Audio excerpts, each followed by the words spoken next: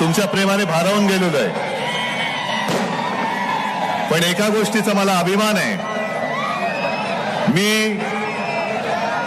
मराठी मातेचा आणि मराठी मातीचा आशीर्वाद घेऊन दिल्लीच्या हुकुमशाही विरुद्ध लढायला उभा राहिलेला आहे. आणि दिल्लीश्वराला जे वाटतंय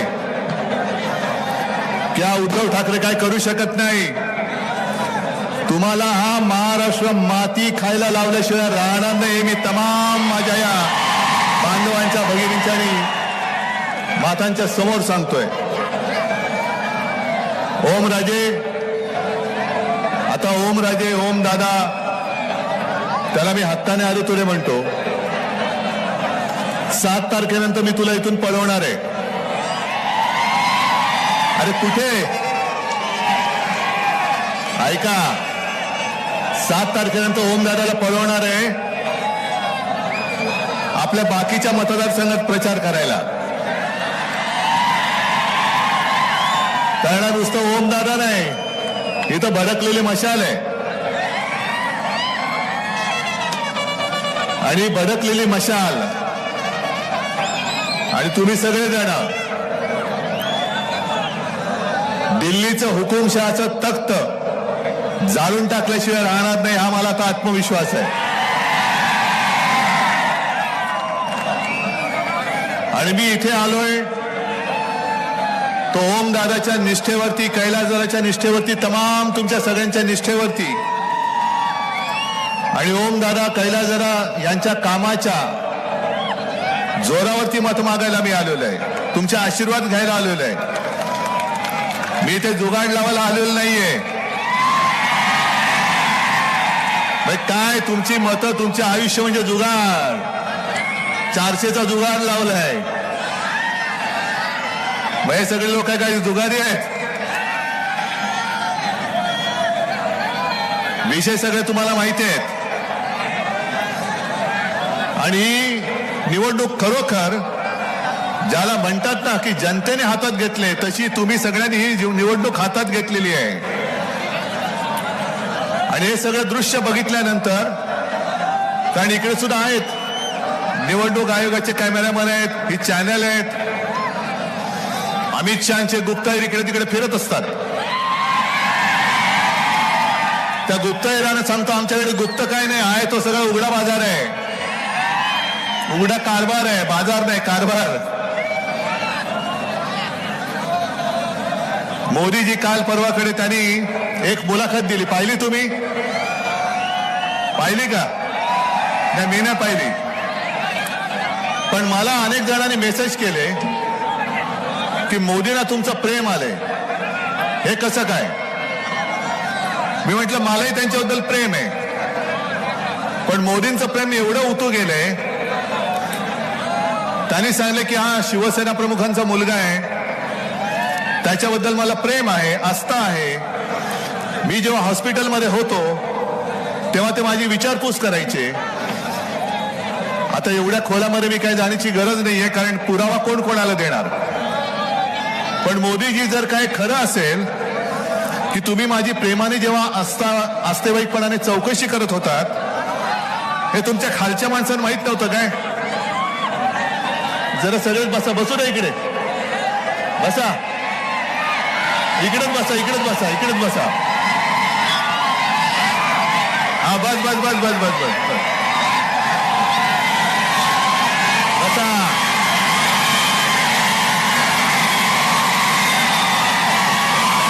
अरे बसा ना आता. अरे बस बस बस. अरे बसा आता.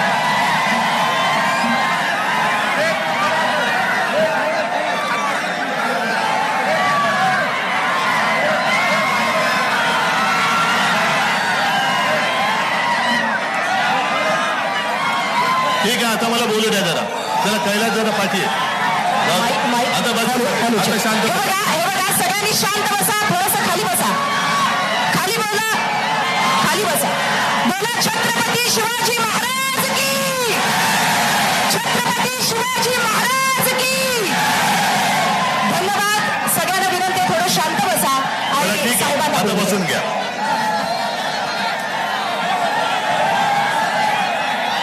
मी मोदीजींच्या माझ्यावरच्या प्रेमाबद्दल बोलत होतो.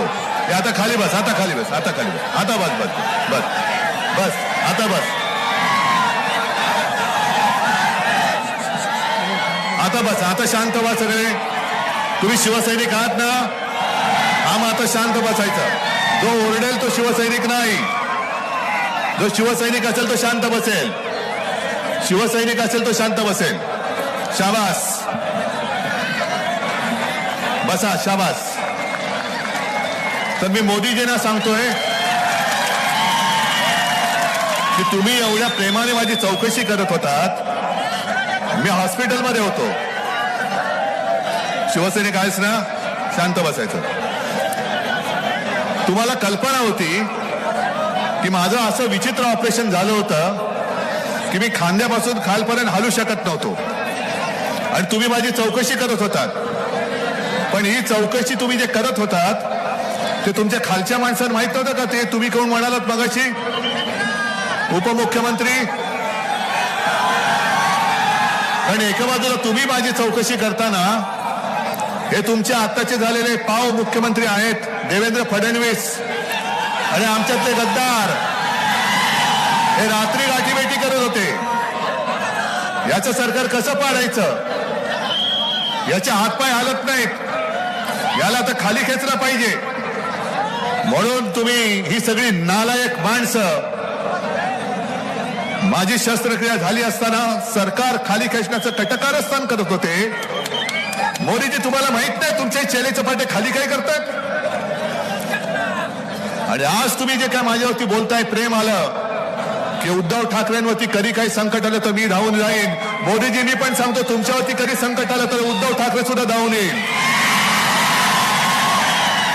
फक्त तुम्ही संकट म्हणून महाराष्ट्रावरती आणि देशावरती आलाय ते तुम्ही तुम्हाला स्वतःला आवर घाला. 2014 साली आज जे तुम्ही सांगताय की उद्धव ठाकरेंनी बाळासाहेबांचे विचार सोडले, उद्धव ठाकरेंनी हिंदुत्व सोडलं. मग 2014 साली मी इथेच तुळजाभवानीच्या दर्शनाला, तुळजाभवानीचा आशीर्वाद घ्यायला आलो होतो आणि घरी गेल्यानंतर संध्याकाळी एकनाथ खडसेंचा फोन आला की उद्धवजी, आम्ही आता ठरवलं, आम्हाला वरनं आदेश आलाय की आपली युती आता यापुढे ठेवायची नाही, शिवसेनेबरोबरची युती तोडायची.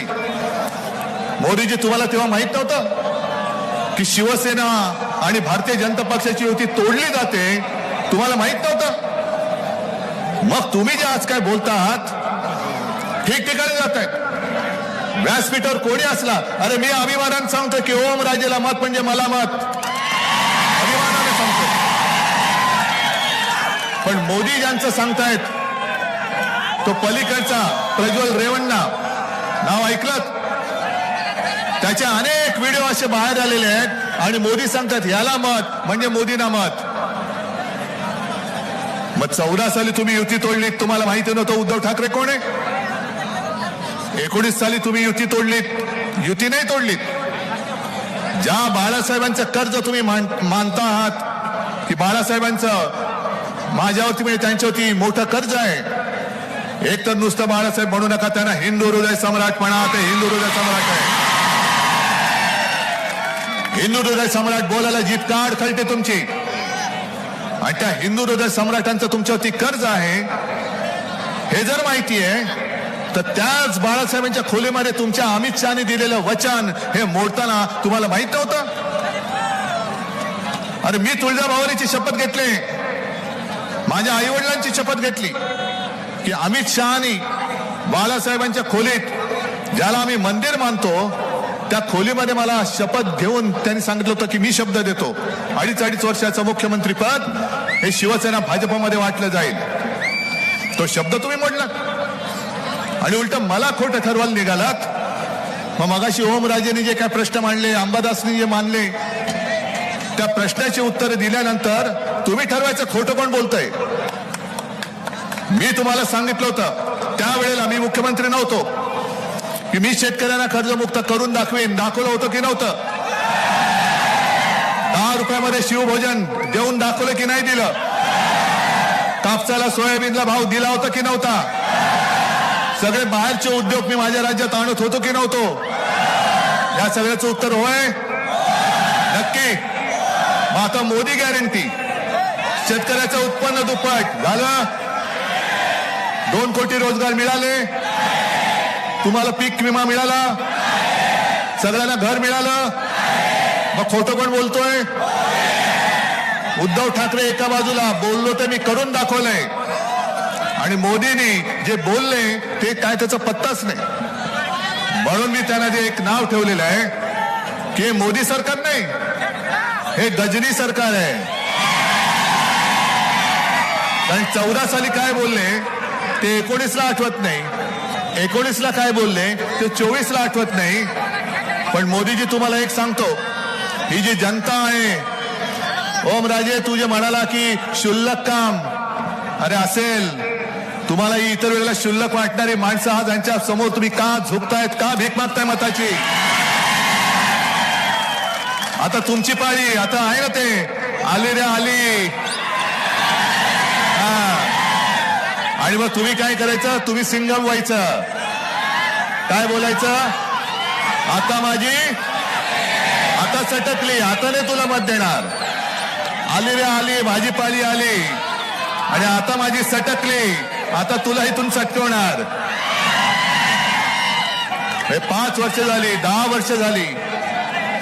तुम्हाला काय वाटतं? ही सगळी बघा इकडे जे माणसं बसलेली आहेत, खच्चून भरलंय. हे एवढं कधी भरलेलं असतं का मोदींच्या सभेला? आणि माझं म्हणणं आहे, एवढं कधी मोदी आणि अमित शहाच्या मध्ये हिंमत आहे का एवढ्या जवळ लोक येऊ द्यायला? मी येतोय कारण मला माहिती आहे तिथला प्रत्येक जण मला आशीर्वाद द्यायला आलेला आहे, प्रत्येक जण आशीर्वाद द्यायला आलाय. आणि म्हणूनच आज त्यांच्या पोटामध्ये मुरडा आलेला आहे. तुमच्याकडे 4 दिवसापूर्वी येऊन गेले, बोलले ना, आले होते ना, ठीक आहे. आपण सुद्धा म्हणतो जय श्रीराम, बजरंगबली की जय, बोलतो ना आपण. पण आपली दुसरी गोष्ट काय? जोरात, हा आपला प्राण आहे, हा आपला प्राण आहे.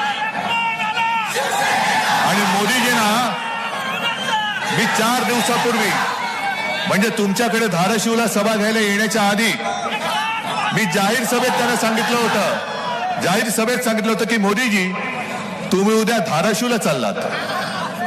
तुमचे फोटो आम्ही पाहिले, समुद्राच्या तळाशी जाऊन द्वारकेमध्ये पूजा केली त्यांनी, समुद्राच्या तळाशी जाऊन बुडाला, म्हणजे उद्याची प्रॅक्टिस केली त्यांनी. बुडायचं तर कसं बुडायचं? पण धाराशिव मध्ये आला जातात तुम्ही तर माझ्या तुळजाभवानीचं दर्शन घ्यायला जा. गेले होते? मग त्यांना मी आणखीन एक गोष्ट सांगितलेली की मोदीजी तुम्ही धाराशिव मध्ये जातात, तुमचं जो कोणी भाषण लिहून देणार आहे त्याला सांगा की मला आई तुळजाभवानी बद्दल जरा 2 शब्द लिहून दे, म्हणजे वाचून मी बोलू शकेन. बोलले. आणि त्यांना हे मी सांगितलं होतं की जर तुम्ही बोललात तर तुमचा घरगडी जो निवडणूक आयोग आहे त्याला सांगा शिवसेनेच्या मशाल गीतातलं जय भवानी जय शिवाजीला तो आक्षेप घेतलायस, तो मागे घे. कारण काय वाटेल ती कारवाई करण्याची हिंमत असेल तर करून दाखव. मी जय भवानी जय शिवाजी सोडणार नाही. आणि आजच तुमच्या साक्षीने सांगतो, आई तुळजाभवानीच्या साक्षीने सांगतोय, निवडणूक आयोगाने जर का शिवसेनेवरती कारवाई करण्याचं ठरवलं तर याद राखा, उद्या आमच्या इंडिया आघाडीचं सरकार येत आहे. आणि जो कोणी माझ्या जय भवानीला आक्षेप घेणार असेल त्याला काय करायचं हे मी बघितल्याशिवाय राहणार नाही. एक तर जय भवानी बोला, आणि जर जय भवानी तुम्ही बोलला नाहीत तर आमचा जो एक संशय तो पक्का होईल की तुमच्या मनात माझ्या महाराष्ट्राबद्दल आकस आहे, हे आम्ही नक्की समजू. अरे आज तुम्हाला एवढ्या सभा घेण्याची वेळ येते, का लागते गरज? 14 साली 19 साली कधीतरी मोदीजी तुमच्या जिल्ह्यात आले होते? महाराष्ट्रामध्ये किती सभा घेतल्या होत्या? जास्त नव्हत्या घेतल्या, पण आता जवळपास प्रत्येक जिल्ह्यात जात आहेत, प्रत्येक गल्लीबोळात जात आहेत.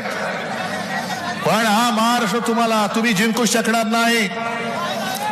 तुम्हाला जर वाटत असेल की आज हिंदू हृदय सम्राट आमच्या सोबत नाहीत, अरे कोण बोलतंय माझ्यासोबत? सगळ्यांच्या हृदयात हिंदू हृदय सम्राट शिवसेना प्रमुख आहे. आणि जसं त्यावेळेला तो औरंगजेब, अरे त्याचाही जन्म गुजरातमध्ये दाहोदमध्ये झालेला. आता मी काय करू त्याला? गुजरातमध्ये त्याचा जन्म झाला, मी काय करू शकतो? पण तो सुद्धा शिवछत्रपतींनी निर्माण केलेलं हिंदवी स्वराज्य बुडवायला गिळायला आला होता. 27 वर्ष औरंगजेब या महाराष्ट्रामध्ये राहिला, पण त्यांनी पुन्हा आग्रा नाही बघितला. पण हा सगळा मराठमोळा जो मावळा आहे, अरे असेल 18 पगड जाती जमातीत विखुरलेला, पण जेव्हा जेव्हा महाराष्ट्रावरती संकट येतं तेव्हा आम्ही सगळे जात पात धर्म विसरून महाराष्ट्र धर्म काय आहे ते आक्रमणकर्त्याला नेस्त नाबूद करून दाखवून देतो. आज तीच वेळ आलेली.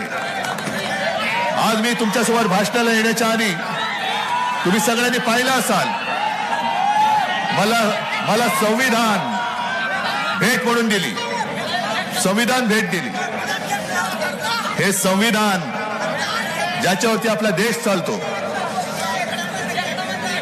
मोदीजींना 400 पार कशाला करायचेत? कशाला?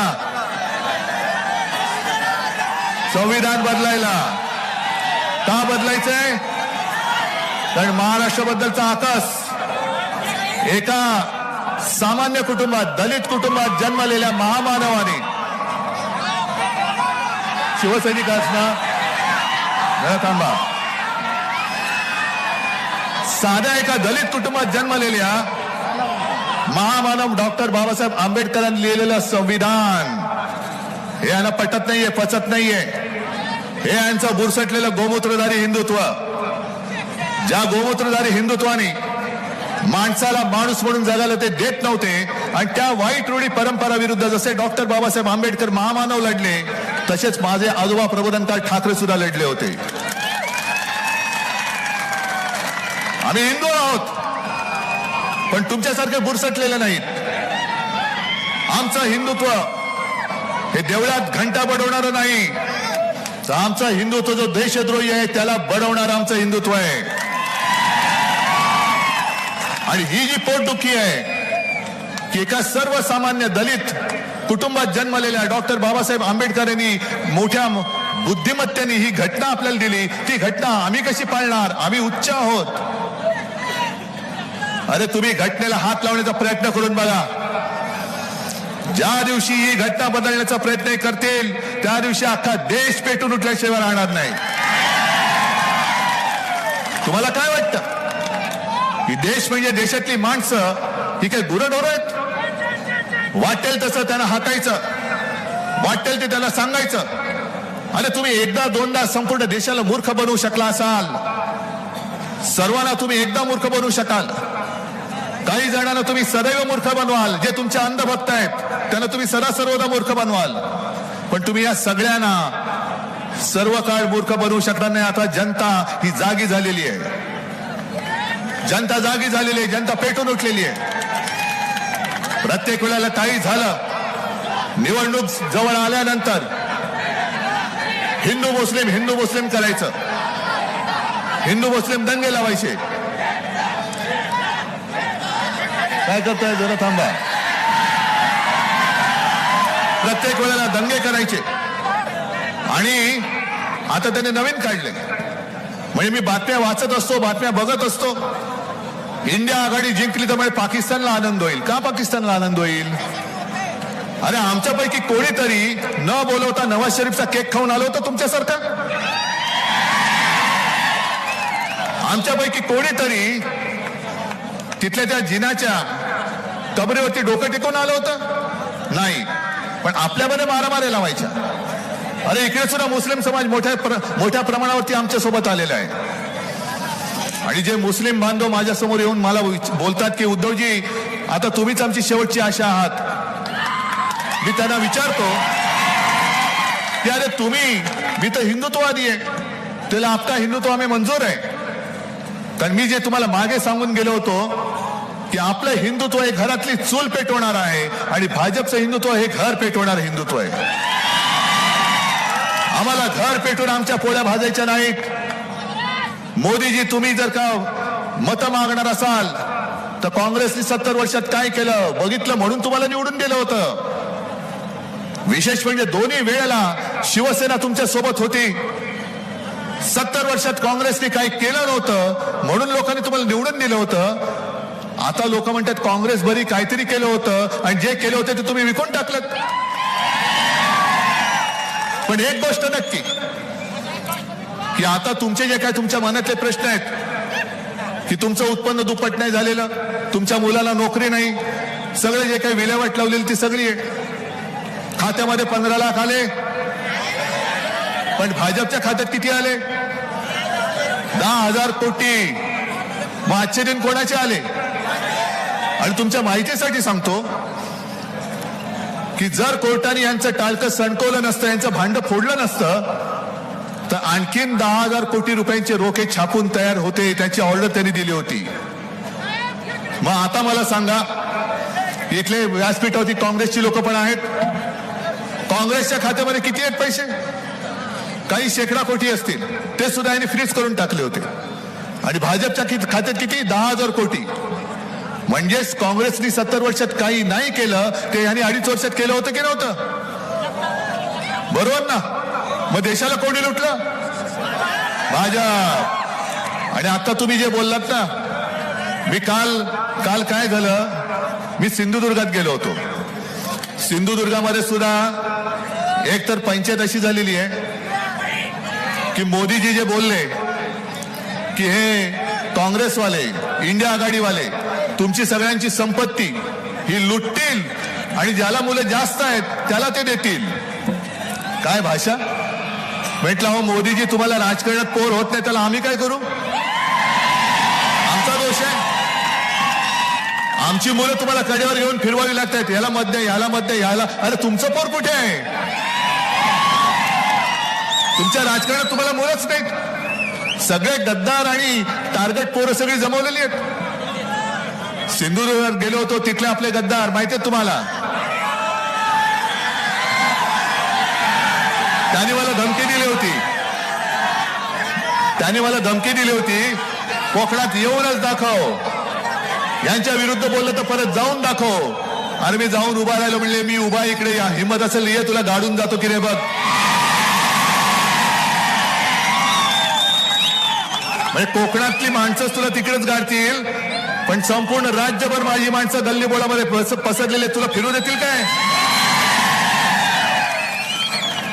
पण तिकडे सुद्धा सकाळी अमित शहा येऊन गेले आणि अमित शहा काय म्हणाले की हे नकली सेना आहे, नकली सेना, ही नकली सेना, ही नकली सेना. मग मी त्यांना काय बोललो,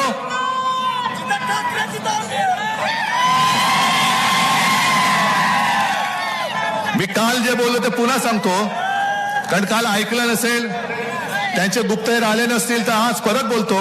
जे माझ्या या शिवसेनेला नकली म्हणतात ते बेअकली आहेत,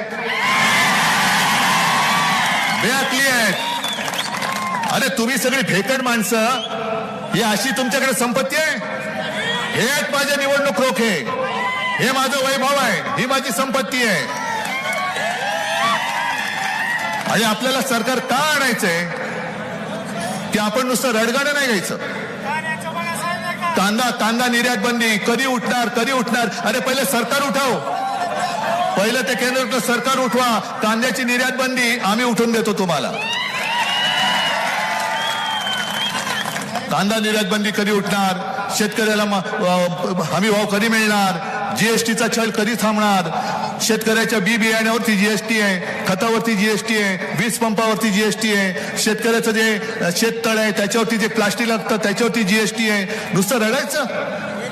मी तुम्हाला वचन देतोय, इंडिया आघाडीचं सरकार आल्यानंतर शेतकऱ्याला जे शेतीसाठी आवश्यक अवजारं आणि बी बियाणं कीटकनाशक असतील आहेत त्याच्यावरचा जीएसटी मी पूर्ण माफ करून तुम्हाला देईन.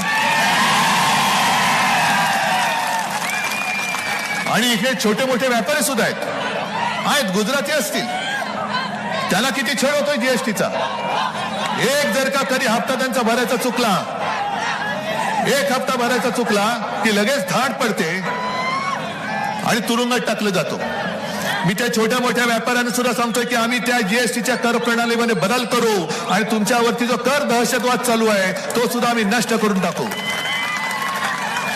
आणि सगळ्यात महत्वाचं म्हणजे नुसतं आपण जे बोलतोय, महाराष्ट्रातले उद्योग यांनी गुजरातला नेले, बल्क ड्रग पार्क गुजरातला नेला, मेडिकल डिव्हाइस पार्क जो संभाजीनगरमध्ये होणार होता गुजरातला नेला, मुंबईचा हिरे बाजार गुजरातला नेला, मुंबईत होणारं आर्थिक केंद्र गुजरातला नेलं. हे त्यांनी आजपर्यंत जे महाराष्ट्राला लुटलंय. म्हणून मी जे मागे काल आणि रोज बोलतोय, अरे आमच्या शिवछत्रपतींनी सुरत लुटली होती आणि सुरतेचे हे दोन व्यापारी शिवछत्रपतींचा महाराष्ट्र लुटतायत. मी मुख्यमंत्री होतो तेव्हा यांची हिंमत नव्हती महाराष्ट्र लुटायची. आणि पुन्हा सरकार आल्यानंतर महाराष्ट्राची लूट तर मी थांबवेनच, पण महाराष्ट्राचं लुटलेलं वैभव मी पुन्हा नव्याने तुम्हाला उभं करून देईन. नुसतं मुंबईमध्येच नव्हे तर माझ्या धाराशिवमध्ये, माझ्या प्रत्येक जिल्ह्यामध्ये मी माझ्या इथल्या तरुणींना जिल्ह्यातल्या जिल्ह्यात रोजगार उपलब्ध करून देण्यासाठी मी प्रयत्न करणार आहे. आता ओमराजे तुम्ही जी काय कामं धडाधड सांगितली, मेडिकल कॉलेज असेल, अरे ती तर जसं मोदी म्हणतात की हे तो ट्रेलर आहे, मग 2.5 वर्षात आम्ही केलं ते काय होतं?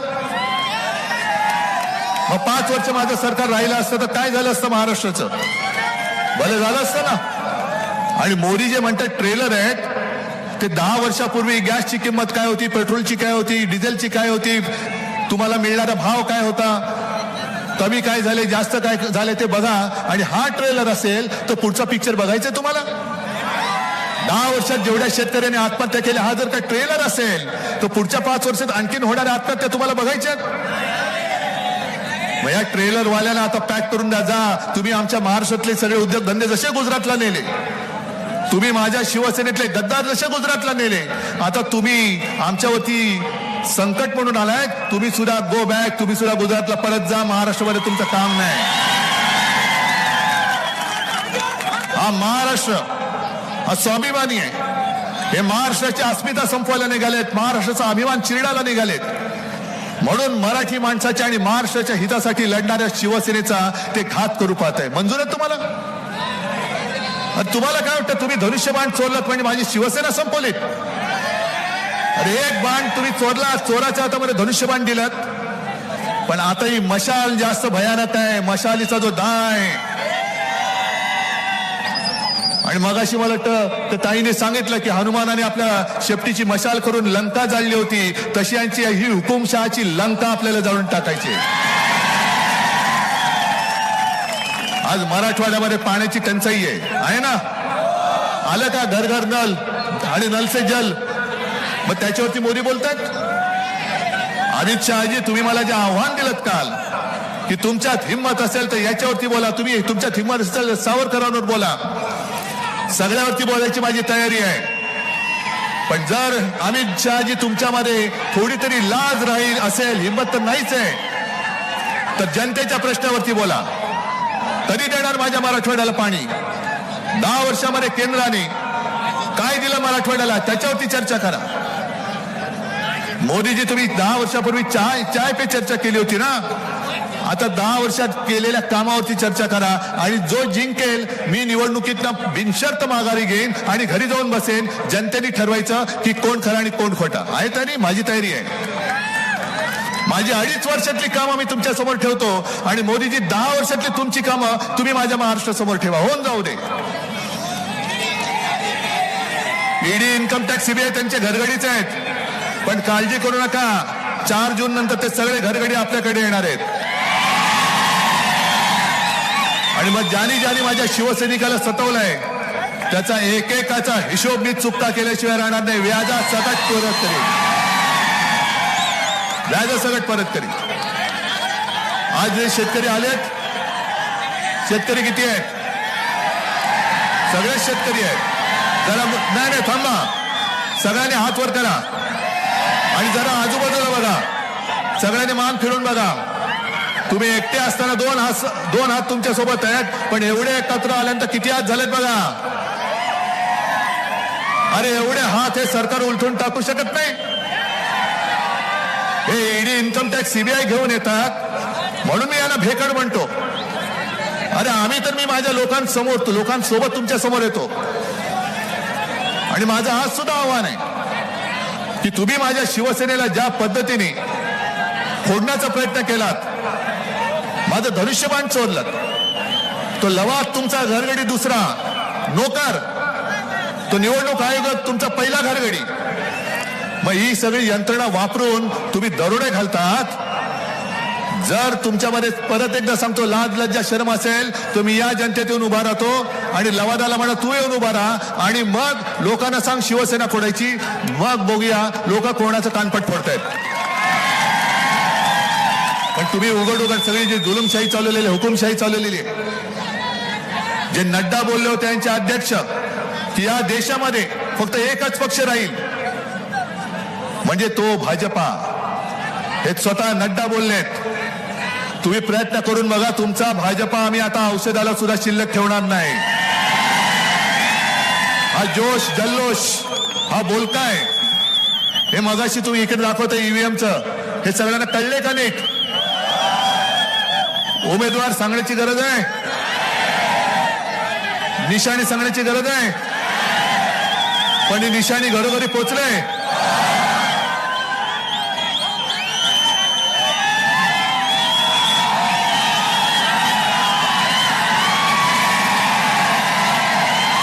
हो दादा इकडे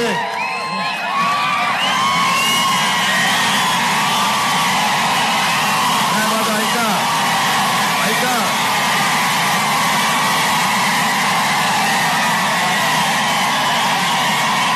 आता 2 मिनिटं माझा ऐका. नुसता जल्लोष नकोय, मला वचन पाहिजे. ही जागा किती मताधिक्याने जिंकून देणार? अजून समोरच्याचं डिपॉझिट जप्त करून तुम्ही मला ओमदादाला जिंकून देणार? मग त्याच्या हातात मशाल देऊ? तुम्ही हातात मशाल घेतले, ही मशाल हुकुमशाहीला जाळेल. मग एकदा जोरात नारा द्या, जय भवानी, जय भवानी. चला, जय